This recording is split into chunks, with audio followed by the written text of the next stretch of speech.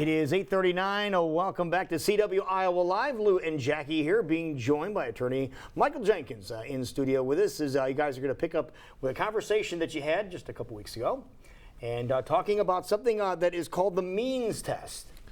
Yeah, today we want to show you how you can pass the means test. Now, for those that might not have caught your last time you visited us, in a nutshell, the means test is what?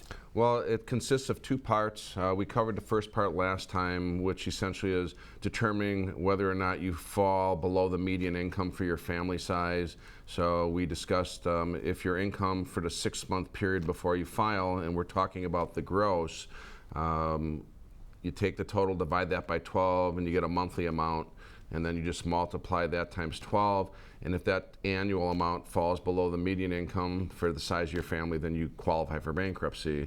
If it's above it, then you have to do the second part of the means test, which we're going to discuss today. Right, okay. So there's a lot of stipulations in there. If you missed it, we highly encourage you checking out weareiowa.com or going to our social media site to get caught up. So do we need to get the calculator out now, or what's going on? People might want to get their calculators or just kind of follow along, and you'll get to understand what this means test is all about. So before we were talking about looking at your gross income and determining the median income. Well, now we're done with the gross income. Now we're going to find out what your net income is, because that's what the test is going to be based upon. Okay. So we take that same income for the 6 months and we have to net it out. So we take out the taxes, we take out the insurances. If you have a retirement program that's mandatory, that comes out. So that means the 401k plans don't. If you have IRAs deducted from your check, they don't come out either. But if you have IPERs, that comes out. If you have a federal civil service pension or a post office retirement or any of the union pensions, all of those are mandatory. The employee doesn't have a choice on whether they want to participate. Electives. They're not elective. They're not elective. So they get deducted out, and then union dues are deducted out really? too. They are, yeah. How about that? Even though there's not mandatory requirement that you be in the union, if you are, the dues come out. Okay. So now we're at a net amount, and so it's your monthly net. So we've determined you're above the median income, and we're netting it out. Now, to qualify for a Chapter 7 bankruptcy, if you're above the median income, so let's just say you're a family of 3 and your income happens to be $85,000 annually, that would have put you over the $71,000 figure for your family size for the median. So we start out with this figure. If I'm meeting with my clients, I just kind of write that number down on my notepad, and then we start taking out deductions off of that. The deductions that come off the net income are essentially standards of living that have been determined to be appropriate by the Internal Revenue Service.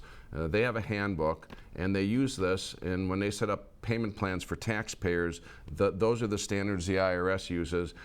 They say, well, this person should be able to live on this amount and that amount.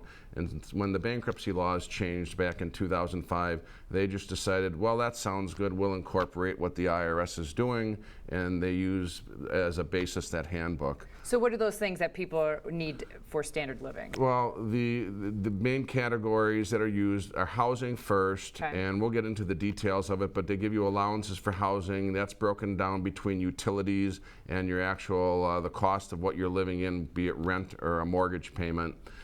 Then they give you a broad category that covers food, clothes, and incidentals, and that depends on family size. Then they give you transportation allowances. Then they also give you a deduction for health care costs. Okay. So these are figures that are like plugged in. They are what they are based upon certain factors. After deducting all of these things on the means test, if you have less than 200, I think it's 212. I think $212, $217, something like that. Or 214, excuse me. There you go, thank you. You're welcome. $214 In the middle of the median between both of our numbers, 212. left, then you pass. If you only have if you have 250, you don't. Right. So it matters. That's the magic number. 214. So then it gets kind of detailed. So we'll go over the big ones first. So your housing allowances. those are dependent upon the county that you live The in. county. So there's 99 different 99 different ones here. Wow. And also the size of your family. So Okay, let's go back to the county thing here. I want you to touch on the difference between a couple of excuse me, a couple of different counties here to give you an idea. Because Okay. we'd mentioned before, it's based off of census. right, that this are is taken. and this changes a couple times a year. Year.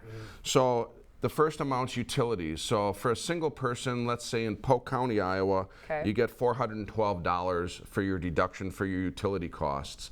And that doesn't seem too unreasonable. If you live in an apartment, Right. your utilities aren't very high. I was gonna say that seems kind And of many, nice. even though it's the IRS that kind of determines this basis, you would think, oh my gosh, it's the IRS, this is going to be awful. But it really isn't that bad. And the rental allowance for a single person in Polk County, Iowa is $912. That's Really? pretty good. So it's not based of what you're actually paying. It's off of this. It's just Off of this sheet. these are fictitious. It's theoretical. It's off Okay. these sheets. Okay. So if you don't live in Polk County, we'll take one of the other P counties. How about Pocahontas? Well, those folks might have trouble qualifying for bankruptcy if they're above the median income. Now, they get, surprisingly enough, more for utilities for a single person, $455. Propane costs more. It must, but the rents don't cost more, and they get $450. So they get half as much for a Really? rental allowance. Wow. And remember, we're working down towards this $214 figure, so not having another $450 hurts. Oh my It does. goodness. And I think the three biggest allowances, or the three counties where they are the biggest, is Polk, Warren, and Dallas counties. Okay. And I actually think Dallas is the highest allowances across the board. Okay. Now, it matters how many people you have in your family too. So a single person gets $912 in Polk County, but if you got a family of 5, you get $1,279. So it keeps going up, and up. Yep. And the utilities go from $412 to $578. So these are fairly significant increases along the way, and so they're very important.